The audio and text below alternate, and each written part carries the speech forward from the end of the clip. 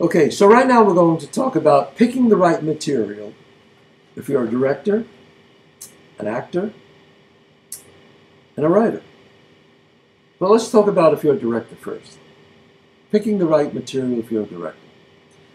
Now, as a director myself, I really have to love this stuff that I'm about to do because I know I'm going to see this movie 1,000 times and I'm going to live with it for the next year, year and a half, maybe even 2 years. So whether you write it or someone else does, you really better make sure that you love it. If you do it for the money, look, can you do things for the money? Of course. You know, you have to eat. But when it comes to directing, directing something for the money, wow, that's painful. Because as an actor, maybe you could do it. As a writer, you could do it and give it away. But as a director, wow. You're going to be living with this for the next year, year and a half. You're going to have producers, studio people, or independent people who put the money up on your back. So my advice to you is, please pick the right material. Something that you really love and something that you really think you can make. See the film in your head. See what you can do to it. Imagine it. And then make the movie. But if you hate the material, but you need the money, I would say pass. Do something else. It's just not worth it. Okay, now picking the right material as an actor. Now, okay, I remember when I first started, you just, sometimes you don't get the opportunity to pick the right material. Have I done something in my early works or movies that, I did because I had to? Yes. I did a couple of films. I was very fortunate. I wrote Bronx Tale, and that happened to me right away. But there was a couple of little independent movies that I did that, I just did. I played a small part. The movie wasn't really that good.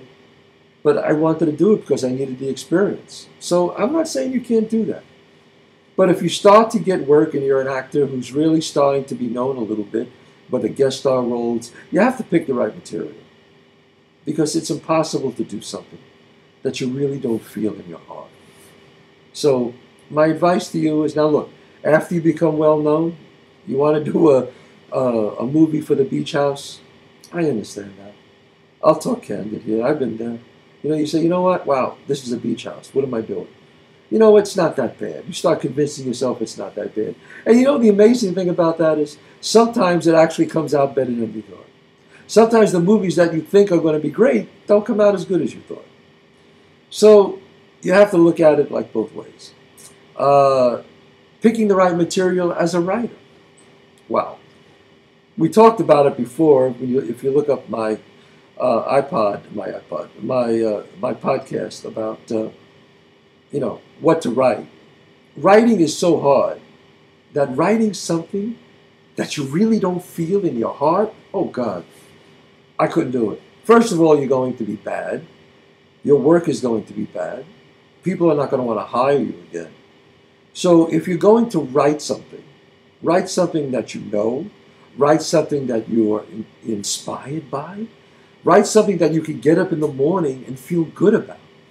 I have turned down jobs as a writer because I just knew that I wasn't the right person. I couldn't do it. You don't want to do a half-assed job. I would rather do something that I was proud of, that you put your name on, and that people say, hey, get him. He's good.